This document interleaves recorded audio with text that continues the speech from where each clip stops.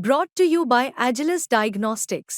Health test की बात आती है तो मैं भरोसा करता हूँ India's largest diagnostics company Agilus diagnostics. खुद को टेस्ट करते रहो।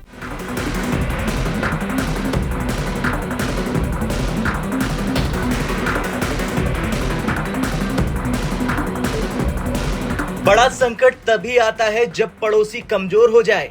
इस कहावत को बांग्लादेश की मौजूदा स्थिति पर सही से लागू किया जा सकता है। डोनाल्ड ट्रंप के अमेरिकी राष्ट्रपति बनने के साथ ही बांग्लादेश की अंतरिम सरकार में घबराहट का माहौल है। भारत की जमीन पर शरण लेने वाली शेख हसीना की बढ़ती सक्रियता ने पड़ोसी देश की राजनीति में नई भूचाल मचा दी है। इस बीच भारत और बांग्लादेश के रिश्तों की नई परीक्षा शुरू हो गई है। दरअसल डोनाल्ड ट्रंप की वापसी से बांग्लादेश की अंतरिम सरकार और उसके प्रमुख प्रोफेसर मोहम्मद यूनुस के सामने चुनौतियां खड़ी हो गई हैं।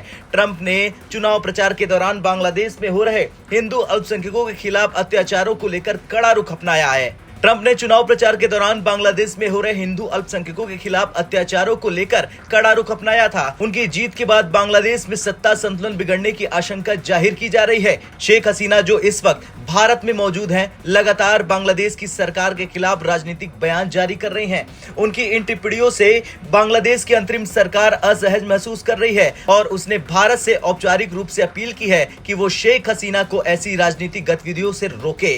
बांग्लादेश की सरकार का ये कदम दिखाता है कि शेख हसीना का भारत में रहना न केवल उनके लिए बल्कि उनके विपक्ष के लिए भी एक बड़ा सिरदर्द बन चुका है। भारत ने अब तक इस मामले में कोई प्रतिक्रिया नहीं दी है, लेकिन यह साफ है कि शेख हसीना को भारत ने पनाह देकर अंतर्राष्ट्रीय राजनीति में अपना प्रभाव बढ़ाया है। भारत के लिए यह स्थिति कूटनीतिक सफलता का संकेत है। जहां बांग्लादेश की सरकार शेख हसीना के बयानों पर रोक लगाने की गुहार लगा रही है, वहीं भारत ने इस मामले में चुप रहकर अपनी स्थिति मजबूत कर ली है। शेख हसीना की सक्रियता और भारत की मदद से यह स्पष्ट होता है कि दक्षिण एशिया में भारत की भूमिका केवल एक पड़ोसी की नहीं बल्कि एक संरक्षक की भी है। भारत और बांग्लादेश के ऐतिहासिक रिश्ते हमेशा से ही एक जटिल मुद्दा रहा है।